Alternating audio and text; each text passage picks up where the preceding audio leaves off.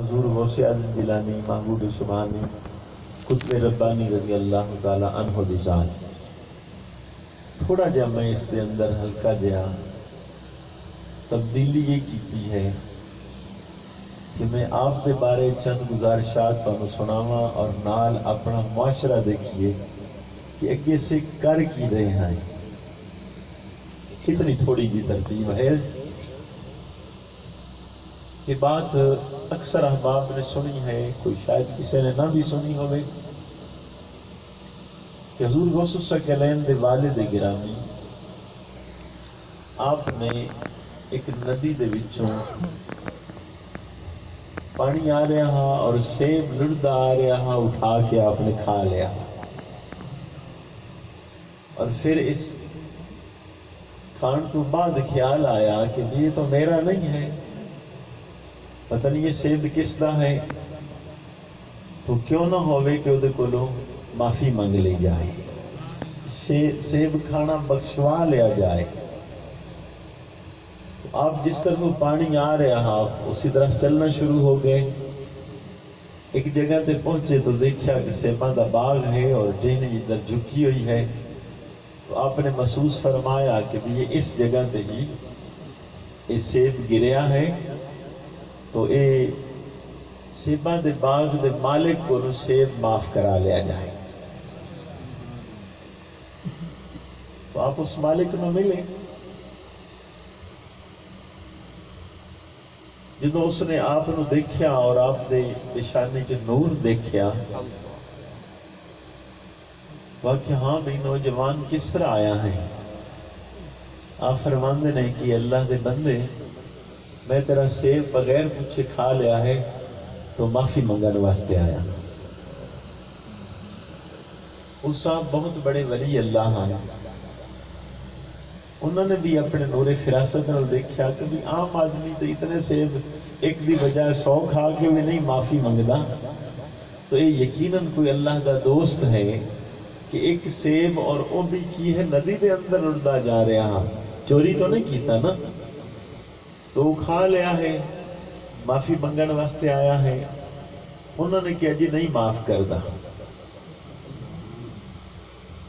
تو آپ نے فرمایا کہ تسی کوئی شرط لگا لو، کوئی معاوضہ لے لو، کچھ نہ کچھ کر لو میرے نال اور اس تو بعد معافی مل جائے.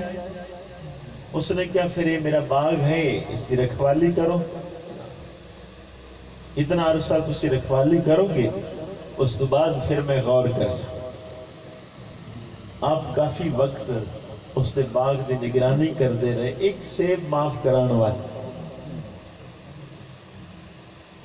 تو ایک وقت آیا کہ آپ نے آخیا کہ حضور والا ہن معافی مل جائے سیب دی. وہ فرمان لگے کہ بھائی ایک شرط ہو رہے وہ بھی پوری کر لو تو پھر معافی.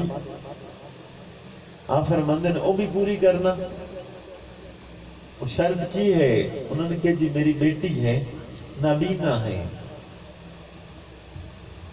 اور کرنا بھی بولی ہے، بول بھی نہیں سکتی، گنگی ہے اور پیر بھی ٹھیک نہیں، چل پھر بھی نہیں سکتی، تو اس دے نال تسی نکاح کر لو تو پھر معافی مل سکتی. آپ نے شرط بھی قبول فرما لی تو انہوں نے آپ کا نکاح کر دیتا. نکاح ہو گیا اور پھر انہوں نے فرمایا کہ ایک کمرہ ہے اس کے اندر تیری بیوی ہے اور تسی انہوں کو جاؤ. آپ جدو اندر گئے اور دیکھی عورت تو اتنی خوبصورت حسین و جمیل، فوراً واپس آ گئے کہ کوئی غیر عورت ہے اس سے نظر پہ گئی ہے.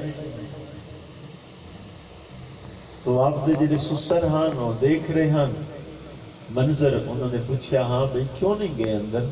گیا تو ہاں لیکن میری بیوی تو نہیں. وہ فرمان لگے کہ تیری بیوی ہے، اصل پوری زندگی یہ حویلی ہے گھر ہے، اس تو باہر میں قدم ہی نہیں رکھیا، اس واسطے میں کیا بھی یہ جو ہیں یہ مطلب چل پھر نہیں سکتی. ماں باپ تو علاوہ کسی نے جو گفتگو کی زندگی جس نے کسی دی سنی ہی نہیں ہے، کسی غیر محرم دی بات ہی نہیں سنی. کسی غیر محرم نو ویکھیا ہی نہیں، کسی غیر محرم نال گفتگو ہی نہیں کیتی، اس لیے ساری چیزاں ارشاد فرمائیاں، ورنہ یہ تہاڈی بیوی ہے۔ تو پہلا مسئلہ جڑا میں آپ کی خدمت عرض کرنا چاہتا ہوں کہ بات یاد رکھنی ہے، اس کے علماء صلحاء نے بڑی خوبصورت گفتگو کی ہے۔ ولایت کی دو قسم ہیں، ایک ہے کہ آدمی محنت جہد ریاضت اختیار کرتا ہے، پھر اللہ سونے دی مہربانی ہو جاتی ہے، اور وہ ایک بہانہ ایک ہے جہد اور عبادت دا، ورنہ وہ چاہے تو ویسے ہی اپنا بندہ بنا لے۔ تو ایک صورتحال ہے جنہوں اسیاں نے ہاں کسبی ولایت، کہ محنت جہد دا تھوڑا جا عمل دخل ہے، اور اللہ سونا اپنی مہربانی اور کرم نوازی نال بندے نو اپنا بنا لی۔ اور دوسری صورت ہے کہ جس دے اندر کوئی جہد عمل دخل کسی دا بھی نہیں ہے، بلکہ والدین دی محنت اور جہد ہے، اور اللہ رب العزت ماں باپ دی نیک کمائی اور محنت نو اولاد دی صورت دے اندر انہوں عطا کر دینا ہے۔